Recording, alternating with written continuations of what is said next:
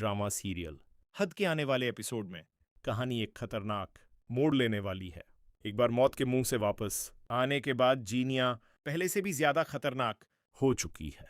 उसके दिल में इंतकाम की आग पहले से कहीं ज्यादा भड़क रही है। वह खुद से कहती है कि जिस फरियाल से मैं नफरत करती थी आज वही मेरी जगह ले चुकी है। लेकिन जीनिया कभी हार मानने वालों में से नहीं। वह अच्छी तरह जानती है कि अगर उसे दोबारा शहराम तक पहुंचना है तो उसे कोई नई चाल चलनी होगी।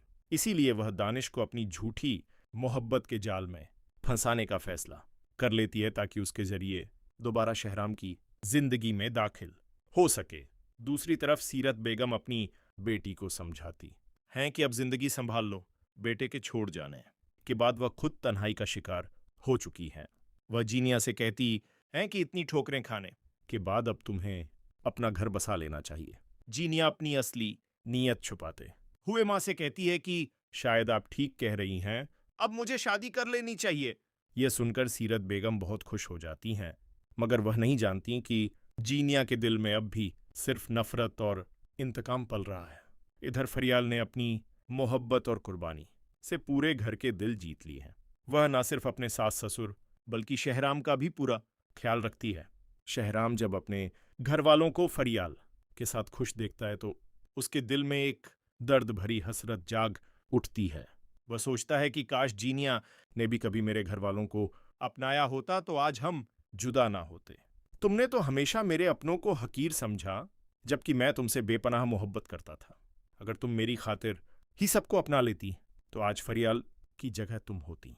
फरियाल खामोशी से सब कुछ बर्दाश्त कर रही है क्योंकि वह जानती है कि शहराम के दिल में अब भी जीनिया की याद जिंदा है।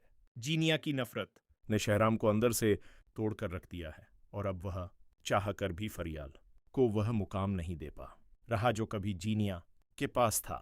उधर जरार और महक अपनी नई जिंदगी में खुश रहने की कोशिश कर रहे हैं। जरार अपनी माँ और बहन के रवैयों से तंग आकर सब कुछ छोड़ चुका है, मगर सीरत बेगम अपने बेटे के बिना एक पल भी सुकून से नहीं रह पा रही। आखिरकार जब जरार अपनी माँ को फोन करता है तो सीरत बेगम रोते हुए कहती हैं कि बेटा तुम मुझे छोड़कर क्यों चले गए। जरार दर्द भरे लहजे में जवाब देता है कि अम्मी, जब आप महक से उसकी औलाद छीनने की कोशिश कर रही थीं तब आपको एहसास नहीं हुआ कि एक माँ पर क्या गुजरती है। जब तक महक बच्चे को जन्म नहीं देती हम वापस नहीं आएंगे। यह कहकर वह फोन बंद कर देता है और सीरत बेगम टूटकर रह जाती हैं। इसी दौरान जीनिया अपनी माँ को रोता देखकर भी ताने मारना नहीं छोड़ती। वह कहती है कि इतना रोना बंद करें, आपका बेटा कोई बच्चा नहीं है। सीरत बेगम गुस्से और दुख से कहती हैं कि जीनिया, तुम मेरा दर्द कभी नहीं समझ सकती। जिस दिन तुम माँ बनोगी तब तुम्हें औलाद की जुदाई का एहसास होगा।